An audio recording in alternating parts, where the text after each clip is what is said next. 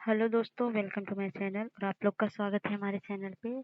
तो घटना चक्र के भारतीय इतिहास में आज हम करेंगे मौर्योत्तर काल के बारे में। आपको पता ही होगा 2023 का पूर्वावलोकन मतलब भारतीय इतिहास के बारे में हम पढ़ रहे हैं, जिसमें मैंने बहुत सारे लेसन करवा रखे हैं। अगर आपने नहीं देखे तो जाइए उसको देखिए। और आज हम करेंगे मौर्योत्तर काल के बारे में। ठीक है, तो आपको पता होगा यूपीएससी बीसीएस एग्जाम के लिए कितना बेनिफिशियल होता है ये। तो बिना टाइम को वेस्ट किए हुए चलिए स्टार्ट करते हैं। तो आज हम करेंगे मौर्योत्तर काल के बारे में। तो स्टार्ट करते हैं। तो रुद्रदामन 130-150 ईस्वी का जो जूनागढ़ रुद्रदामन का जो जूनागढ़ का अभिलेख गुजरात में गिरनार से पर्वत से प्राप्त हुआ है। ब्राह्मी लिपि में उत्कीर्ण संस्कृत भाषा का यह अभिलेख अब तक प्राप्त संस्कृत अभिलेखों में सर्वाधिक प्राचीन है। इस अभिलेख में संस्कृत काव्य शैली का प्राचीनतम नमूना प्राप्त होता है। इसलिए क्या होता है, रुद्रदामन की वंशावली, विषयों, शासन, व्यक्तित्व आदि का सुंदर प्रकाश डाला गया है। इस अभिलेख का मुख्य उद्देश्य सुदर्शन झील के बांध के पुनर्निर्माण का विवरण सुरक्षित कर रखना था। कुजूस कुजूल कडफिशियस मतलब जो था लगभग 45 से 85 ईस्वी में भारत में सर्वप्रथम पश्चिमोत्तर प्रदेश पर अधिकार कर लिया था। तो क्या हुआ था इसमें, तो इसने केवल तांबे के सिक्के जारी किए थे। किसने? कुजूल कडफिशियस ने केवल तांबे के सिक्के जारी किए थे। इसके सिक्कों पर धर्मधिदस तथा धर्म में स्थित उत्कीर्ण है। सर्वप्रथम भीम कडफिशियस के काल में ही भारत में कुषाण की सत्ता की स्थापना हुई थी, मतलब स्थापित हुआ था। भीम कडफिशियस ने स्वर्ण एवं तांबे के सिक्के चलाए थे। शिव त्रिशूल तथा नंदी की आकृति इसके सिक्कों पर मिलती है। किसकी मिलती? शिव त्रिशूल और नंदी की आकृति मिलती है। इसने महेश्वर नामक उपाधि धारण की थी। किसने? कुजूल कडफिशियस ने। तो उत्तर पश्चिम भारत में स्वर्ण सिक्कों का प्रचलन इंडो ग्रीक उत्तर पश्चिम भारत में कड क्या है, भारत में स्वर्ण सिक्कों का प्रचलन इंडो ग्रीक मतलब हिंद एवं राजाओं ने करवाया था, जबकि इसे नियमित एवं पूर्ण रूप से प्रचलित करवाने का श्रेय किसको जाता है? कुषाणों को जाता है। कुषाण शासकों ने स्वर्ण एवं ताम्र दोनों प्रकार के सिक्कों को व्यापक पैमाने पर प्रचलित किया था। कुषाण शासकों में भीम कडफिसेस ने सर्वप्रथम सोने के सिक्के जारी किए थे। कुषाण शासक कनिष्क के सिक्कों पर बुद्ध का अंकन मिलता है।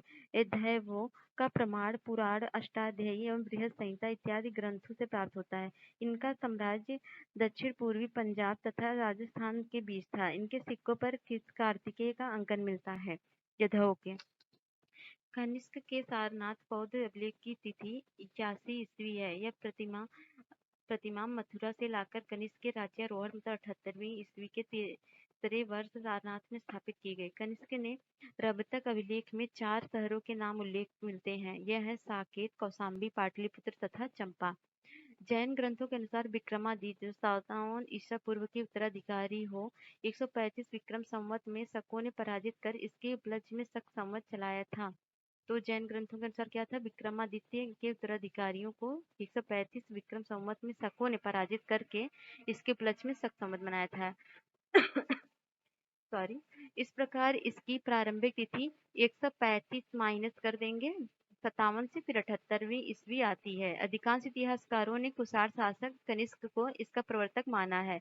वर्तमान में तिथि एवं वर्ष के लिए ग्रेगोरियन कैलेंडर का प्रयोग किया जाता है, जो विश्वव्यापी है। वर्तमान कैलेंडर से 57 जोड़ देने पर विक्रम संवत संवत होता है। मतलब जो कैलेंडर हमारे इसमें 57 साल जोड़ देंगे तो विक्रम संवत हो जाएगा, और 78 साल अगर घटा देंगे तो उसमें शक संवत होगा। तो विक्रम संवत के लिए आपको 57 साल जोड़ना पड़ेगा और शक संवत के लिए 78 साल घटाना पड़ेगा। चैत्र भारतीय राष्ट्रीय पंचांग का प्रथम माह होता है। चैत्र विक्रम संवत के 2 अन्य नाम भी मिलते हैं, जिसे कृत संवत और मालव संवत कहते हैं। भारत में राष्ट्रीय कैलेंडर के रूप में शक संवत को अपनाया गया। अशोक घोष कनिष्क के राजकवि थे।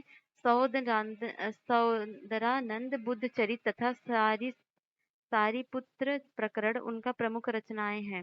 वासुमित्र भी कनिष्क के आश्रित विद्वान थे। उन्होंने चतुर्थ बहुसंगीति की अध्यक्षता भी की थी। अशोक घोष, नागार्जुन, पार्श्व और जो ये थे, एक मिनट कहाँ से हो जाता है यार, हाँ, तो ठीक है, 1 मिनट हाइलाइटर। हुँ। तो उन्होंने चतुर्थ बौद्ध संगीति की अध्यक्षता भी की थी। अश्वघोष, नागार्जुन, पार्श्व और चरक के चारों ही कनिष्क के दरबार से संबंधित थे। कौन-कौन? अश्वघोष, नागार्जुन, पार्श्व और चरक, ये चारों कनिष्क के दरबार से संबंधित थे। पतंजलि ने पाणिनि की अष्टाध्यायी पर महाभाष्य की रचना की। पतंजलि शुंगकालीन विद्वान थे तथा इन्होंने ऐसे लोगों को शिष्य बनाया जो बिना किसी अध्ययन के ही संस्कृत बोल लेते थे। कुषाण वंश के साम्राज्य की सीमाएं भारतीय उपमहाद्वीप से बाहर तक फैली थी। इस वंश का महान शासक कनिष्क था। इसकी सीमाएं उत्तर से चीन के तुर्फान एवं कश्मीर से लेकर दक्षिण विंध्य पर्वत पर्वत तथा पश्चिम अफगानिस्तान से लेकर पूर्व उत्तर प्रदेश एवं बिहार तक विस्तृत थी। ये हाइलाइटर ज्यादा ही हाईलाइट है, 1 मिनट दूसरा लेते हैं। तो आगे है, खुदाई में ऐसे अनेक बंदरगाह व्यापारिक केंद्रों की उपस्थिति के साक्ष्य मिलते हैं जिससे स्पष्ट होता है कुषाणों का व्यापार पश्चिम से फारस की खाड़ी से लाल सागर के जलमार्ग से होता था। इन सभी साक्ष्यों में किसी भी कुषाणों को सशक्त नौसेना की उपस्थिति का उल्लेख नहीं मिलता है। कुषाण शासक कनिष्क के काल में कला क्षेत्र में 2 स्वतंत्र शैलियों का विकास हुआ। पहला था गंधार शैली, दूसरी थी मथुरा शैली। भारतीय और यूनानी आकृति की सम्मिश्रण शैली गंधार शैली कौन सी है? जो यूनानी और भारतीय दोनों की मिश्रण है उसे गंधार शैली कहते हैं। और इस कला शैली के प्रमुख संरक्षक शक एवं कुषाण थे। इस कला का विषय मात्र बौद्ध के कारण इसे यूनानी बौद्ध या मतलब ग्रीको बुद्धिस्ट, इंडो ग्रीको या ग्रीको रोमन भी कहा जाता है। गंधार कला में सदैव हरित स्तरी या शिष्ट चट्टानों का प्रयोग ही मूर्तियों बनाने के लिए किया जाता था। अफगानिस्तान का बमियान पहाड़ियों को काट कर बनवाई गई बुद्ध प्रतिमाओं के लिए प्रसिद्ध था, लेकिन अफगानिस्तान में तालिबान शासक ने इन बुद्ध प्रतिमाओं को नष्ट करवा दिया था। कुषाण काल में बाल विवाह की प्रथा प्रारंभ हुई थी। स्त्रियों में उपनयन की समाप्ति तथा बाल विवाह के प्रचलन में ने उन्हें समाज में अत्यंत निम्न स्थिति में ला दिया था। और कुषाण काल की बात है। भारत में बाह्य आक्रमणों के कालों का सही कालानुक्रम है। यूनानी जो मतलब 326 में सिकंदर महान और शक प्रथम शताब्दी और कुषाण पहली शताब्दी में है। ठीक है, तो भारत में बाह्य आक्रमण ये सब हुए थे, यूनानी वगैरह। और ईरानी शासक डेरियस प्रथम मतलब 522 से 486 ने सर्वप्रथम भारत के कुछ भाग को अपने अधीन कर लिया था। हेरोडोटस के अनुसार डेरियस प्रथम के साम्राज्य में संपूर्ण सिंधु घाटी का प्रदेश शामिल था तथा पूर्व की ओर इसमें विस्तार राजपूताना रेगिस्तान तक था। मिनांडर तथा उसके पुत्र स्टेटो प्रथम ने सिक्के मथुरा से मिले हैं। मिनांडर तथा उसके पुत्र स्टेटो प्रथम के सिक्के मथुरा से मिले हैं। स्टेटो सेकंड ने शीशे के सिक्के जारी किए थे। इसे हिंद यवन शासक का शासन 25 से 10 ईस्वी तक माना जाता है। 184 ईस्वी में पुष्यमित्र शुंग ने अंतिम मौर्य शासक बृहद्रथ की हत्या करके शुंग राजवंश की स्थापना की। पुराणों के अनुसार पुष्यमित्र ने 36 वर्षों तक शासन किया। महर्षि पाणिनि ने शुंग वंश को भारद्वाज गोत्र का ब्राह्मण बताया। अयोध्या के लेख से ज्ञात होता है कि पुष्यमित्र ने 2 अश्वमेध करवाए थे। पतंजलि जो पुष्यमित्र शुंग के पुरोहित थे, शुंग वंश का 9वां शासक भागवत अथवा भागभद्र था। इसके शासनकाल में तक्षशिला के यवन नरेश एंटियालकिडस का राजदूत हेलियोडोरस उसके विदिशा राज दरबार में उपस्थित हुआ था। हेलियोडोरस जो था ये भागवत धर्म ग्रहण किया तथा विदिशा में गरुड़ स्तंभ की स्थापना कर भागवत विष्णु की पूजा की। शुंग वंश का अंतिम राजा देवभूति अपने आमंत्रित वासुदेव के षड्यंत्रों द्वारा मारा गया था। वासुदेव ने जिस नवीन राजवंश की नींव डाली थी वह कण्व और कण्वायन नाम से जाना जाता है। मौर्यों के बाद दक्षिण भारत में प्रभावशाली राज्य सातवाहनों का था। पुराणों में इस वंश के संस्थापक का नाम सिंधुक, सिमोक तथा क्षिप्रक था। इसने कण्व वंश के राजा सुशर्मा का वंश करके अपना शासन स्थापित किया था। पुराणों में कुल 31 सातवाहन राजाओं के नाम मिलते हैं, जिनमें सबसे लंबी सूची थी मत्स्य पुराण में 29 राजाओं की। तो सातवाहन की वास्तविक राजधानी प्रतिष्ठान या पैठन में अवस्थित थी और पुराणों की इस राजवंश को अंधवृत्य या अंध्रजाति कहा जाता है। उनकी आरंभिक राजधानी अमरावती मानी जाती है। पुराणों के अनुसार कृष्ण का पुत्र एवं उत्तराधिकारी सतकर्णी प्रथम अब सातवाहन वंश का सतकर्णी उपाधि धारण करने वाला प्रथम राजा था। इसके शासन के बारे में हमें नागनिका के नानघाट अभिलेख से महत्वपूर्ण जानकारी मिलती है। सातवाहन शासक गौतमीपुत्र सतकर्णी ने कहा है कि इसने विच्छिन्न होते चतुर्वर्ण को फिर से स्थापित किया और वर्ण संकर मतलब वर्णों और जातियों के सम्मिश्रण को रोका।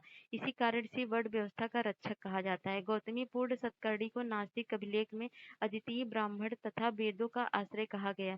खती दप मनमदा अर्थात क्षत्रियों के दर्प का मर्दन करने वाला कहा गया। वशिष्ठ पुत्र पुलमावी को दक्षिणापथेश्वर कहा जाता है। दो पतवारों वाले जहाज का चित्र उसके कुछ सिक्कों पर बना हुआ है। इस वंश का अंतिम शक्तिशाली शासक कौन था? यज्ञश्री सतकर्णी था। आगे बात करें तो कलिंग के चेदी वंश का संस्थापक महामेघवाहन था। कलिंग का चेदी वंश का शासक कौन था?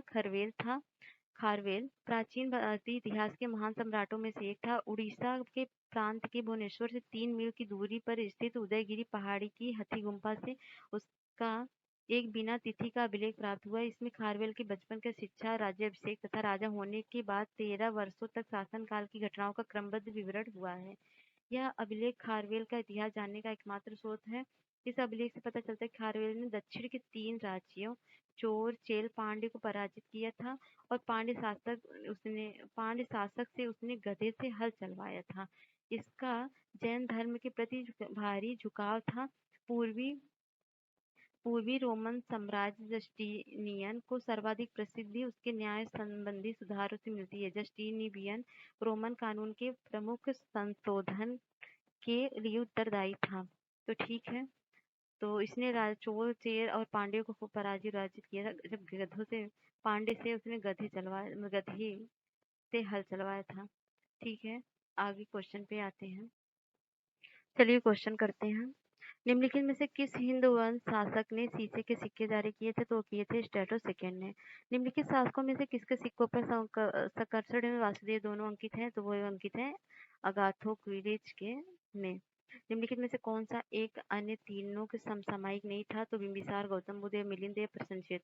तो मिलिंद नहीं था और बाकी सब थे एक ही समय के। ये भी पूछा गया IAS 2005 में। और काव्य शैली का प्राचीनतम नमूना किसके अभिलेख से मिलता है? तो काव्य शैली का कठियावाड़ के रुद्रदामन से मिलता है। और किस अभिलेख में रुद्रदामन प्रथम की विभिन्न उपलब्धियां वर्णित हैं? तो वर्णित हैं जूनागढ़ के अभिलेख में। बिना बेगार के किसने सुदर्शन झील का जीर्णोद्धार करवाया था? वो किया था रुद्रदामन प्रथम ने। तो कर्दमक क्षत्रपों में ने निम्नलिखित में से किस धातु में अति दुर्लभ सिक्के प्रचलित किए? तो वो किए थे ताम्र में। और सूची इसमें मिलान करना है तो देख लीजिए डिमेट्रियस कब था? ये था हिंद यूनानी था। और रुद्रदामन जो था शक था। और गोर्डोफर्निश जो था गोर्डोफर्निश था पहला। और पिम था कुषाण। यहाँ पर मिलान दिया भी गया और ऑप्शन सी सही है। इसको ये रट लीजिए एकदम तोते की तरह। उत्तर तथा उत्तरी पश्चिम भारत में सर्वाधिक संख्या में तांबे के सिक्के को जारी किया तो किसने किया? कुषाणों ने जारी किया। तो उत्तर पश्चिम भारत में स्वर्ण सिक्कों का प्रचलन इंडो ग्रीक यवन राजाओं ने कराया था, जबकि इनमें नियमित और पूर्ण रूप से प्रचलित करवाने का श्रेय कुषाण शासकों को जाता है। प्राचीन भारत में इनमें से किसी एक ने नियमित रूप से सोने के सिक्के जारी करवाए? तो नियमित रूप से कुषाणों ने सोने के सिक्के जारी करवाए। बुद्ध का किसके सिक्कों पर अंकन हुआ है? तो वो अंकन हुआ थे कनिष्क के। निम्नलिखित में से किस शासक को सर्वप्रथम सोने के सिक्के जारी करने का श्रेय दिया जाता है? तो दिया जाता है भीम कदफिसिस को। तो निम्नलिखित में से तो भीम कदफिसिस था ना, ये कुषाण शासक था। ठीक है, याद कर लीजिए। निम्नलिखित में से किसने भारत में स्वर्ण सिक्कों का प्रचलन नियमित रूप से करवाया था? तो वो भीम कदफिसिस ने कराया था। इनमें से किसने सर्वप्रथम व्यापक पैमाने पर स्वर्ण मुद्रा का प्रचलन कराया था? तो सेम वही रिपीटेड क्वेश्चन, भीम कदफिसिस। यह सिक्कों पर किस देवता का अंकन मिलता है? तो उसमें मिलता है कार्तिकेय का। कनिष्क के सारनाथ बौद्ध प्रतिमा अभिलेख की तिथि क्या है? तो वह तिथि है 81 ईस्वी की। कुषाण शासक कनिष्क का राज्याभिषेक किस सन में हुआ था? तो कुषाण का अभिषेक कनिष्क का अभिषेक 78वें AD में हुआ था। शक संवत का प्रारंभ कब हुआ था? शक संवत का प्रारंभ भी उसी टाइम हुआ था 78वीं ईस्वी में। तो यहाँ देख लीजिए जैन ग्रंथों के अनुसार विक्रमादित्य 57 ईसा पूर्व के उत्तराधिकारी को 135 विक्रम संवत में शकों ने पराजित करके उपलक्ष्य में शक संवत मनाया था। इस प्रकार इसकी प्रारंभिक तिथि क्या है? 135 माइनस 78। ठीक है, 135 में अगर 78 घटा देंगे तो क्या होगा? तो ये हो जाएगा 78 वंश आएगा और यही है शक संवत। विक्रम एवं संवतों में कितना अंतर है, तो कितना अंतर है, तो आप इसको अपने जैसे कि वर्तमान टाइम से जोड़ करके और फिर घटा करके आप निकाल सकते हैं। लगभग 135 है। यहाँ पर एक एग्जाम्पल भी दिया गया है, तो 2019 को ध्यान में रख के किया गया है। उसमें एक बार 57 को जोड़ा गया है, फिर उसमें से घटाया गया है जो आया है, फिर जैसे 2076 आया है, फिर 1941 आया, इसमें घटा देंगे तो 135 आया है। तो शक संवत पर आधारित राष्ट्रीय पंचांग मतलब कैलेंडर चैत्र ग्रेगोरियन कैलेंडर पर आधारित 365 दिन के सामान्य वर्ष की निम्नलिखित तिथियों में से किस एक के अनुरूप है, तो 22 मार्च और 21 मार्च के अनुरूप है। विक्रम संवत कब से प्रारंभ हुआ, तो ये प्रारंभ हुआ 57 ईसा पूर्व, शक संवत 78 और विक्रम संवत 57। और यहाँ पर देखेंगे निम्नलिखित में से कौन सा वर्ष दिसंबर 2009 में शक संवत का वर्ष हुआ। शक संवत के लिए क्या करेंगे, हम इसमें से 78 को घटा देंगे। कनिष्क के समकालीन निम्नलिखित नामों में से, तो इसका आंसर सॉरी हो जाएगा 1931। तो कनिष्क के समकालीन निम्नलिखित नामों का अध्ययन करें और निम्नलिखित उत्तर कोड का अनुसार उसका इंगित करें। ठीक है, तो यहाँ पर देखते हैं, तो अश्वघोष और अश्वमित्र जो थे वो कनिष्क के समकालीन थे, बाकी ये लोग नहीं थे। जो कालिदास और चंद्रगुप्त सेकंड के टाइम था, और कंदम जो था ये 12वीं शताब्दी में था। अश्वघोष किसका समकालीन था, तो अश्वघोष कनिष्क का समकालीन था। निम्नलिखित में से कौन सा कनिष्क के दरबार में संबंध नहीं था, तो कनिष्क दरबार संबंधित अश्वघोष, चरक, नागार्जुन, पतंजलि, तो पतंजलि था। निम्नलिखित में से कौन सा कनिष्क का प्रथम दरबार में नहीं गया था, तो वो नहीं गया था विशाखदत्त। निम्नलिखित नगरों में से किसका उल्लेख कनिष्क के रबतक अभिलेख में नहीं है, तो वह नहीं है श्रावस्ती। इनमें से किस आयुर्वेदाचार्य ने तक्षशिला विश्वविद्यालय में शिक्षा प्राप्त की थी, तो उसने प्राप्त की थी चरक जीवक। तो आपको बता दूं तक्षशिला जो है पाकिस्तान में पड़ रहा है, रावलपिंडी जिले में। तो इसमें किसी ने शिक्षा प्राप्त की थी, बड़े बड़े राजाओं ने भी शिक्षा प्राप्त की थी, जैसे राजा प्रसेनजीत, बिंबिसार, राजवैद्य, जीवक, कनिष्क, राजवैद्य, चरक, बौद्ध विज्ञान, वसुबंधु, चाणक्य तक यहाँ से शिक्षा प्राप्त किए थे। तो आगे देखते हैं, शुंग वंश के बाद यहाँ एक क्वेश्चन और है। विश्व में पुष्यमित्र शुंग द्वारा 2 अश्वमेध यज्ञ के किए जाने के बारे में जानकारी किस अभिलेख से मिलती है, तो मिलती है अयोध्या लेख से। शुंग वंश के बाद किस वंश ने भारत पर राज किया था, तो वो राज किया था कनवा कड़व ने। तो निम्नलिखित में से कौन शासक वर्ण व्यवस्था का रक्षक कहा जाता है, तो वर्ण व्यवस्था का रक्षक था गौतमीपुत्र सत्कर्णी, जो कि किसका पुत्र था, ये था कृष्ण का पुत्र। ठीक है, तो मौर्यों के बाद दक्षिण भारत में सबसे प्रभावशाली राज्य था, तो वह था सतवाहन का। सिमुक के निम्न में से किसका संस्थापक था, तो वह सतवाहन का था। किस चीनी जनरल को किस चीनी जनरल ने कनिष्क को हराया था, तो वह हराया था पांचाओ। पांचाओ जो था चीन का शासक था, और चीन स्रोतों के अनुसार 73 से 74 ईस्वी के बीच चीन का प्रसिद्ध सेनापति पांचाओ था, जो हान वंशी नरेश के आदेशों पर चीन तुर्किस्तान की विजय के लिए प्रस्तुत हुआ था। चीनी इतिहासकार युद्ध का कारण बताते हैं कि कुषाण शासक ने चीनी सेनापति के पास एक भी दूत भेजकर हान राजकुमारी से विवाह की मांग की थी। पांचाओं ने प्रस्ताव को ठुकरा दिया था, और कुषाण के शासक के साथ उसका युद्ध हुआ था, जिसमें कुषाणों को हार का सामना करना पड़ा था। निम्न में से किस वंश के साम्राज्य की सीमाएं भारत के बाहर तक फैली हैं, तो वो फैली हैं कुषाण की और मौर्य की। और बाल विवाह की प्रथा प्रारंभ हुई थी, तो प्रारंभ हुई थी कुषाण काल में।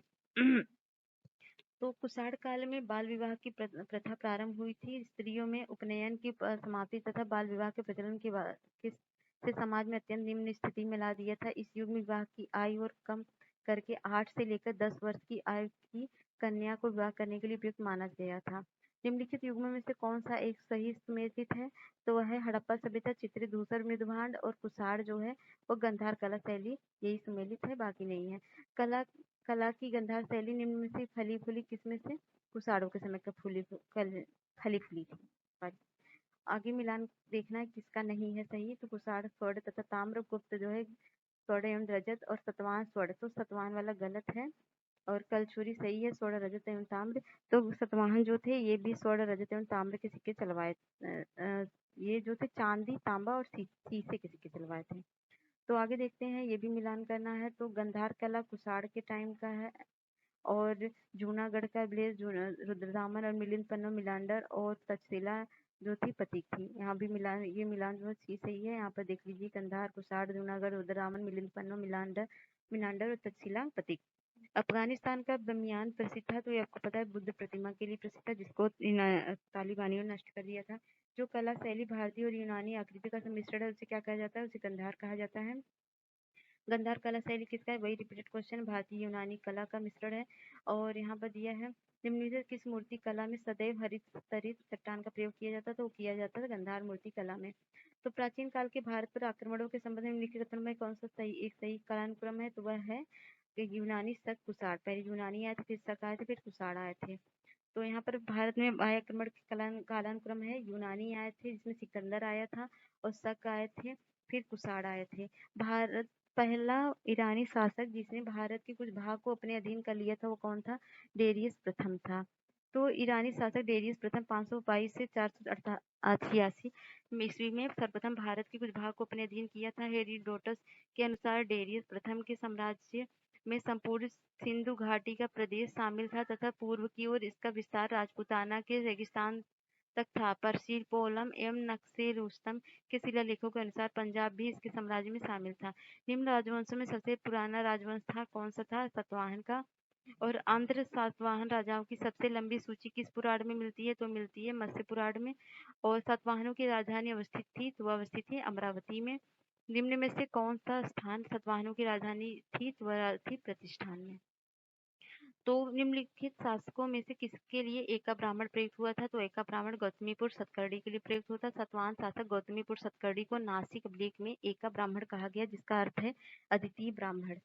तो यहाँ पर भी मिलान करना है, तो देखते हैं शुंग जो था वो पाटलिपुत्र राजधानी थी और सतवाहन की राजधानी पैठन थी। पैठन, सतवाहन। और कदम जो था बनवासी थे और चंदेल महोबा थे। तो ये जो हो जाएगा ऑप्शन ए सही होगा। यहाँ पर आप इसको रट लीजिए, संग, पाटलिपुत्र, सतवाहन, पैठन, कदम, बनवासी और चंदेल महोबा। आगे बढ़ते हैं।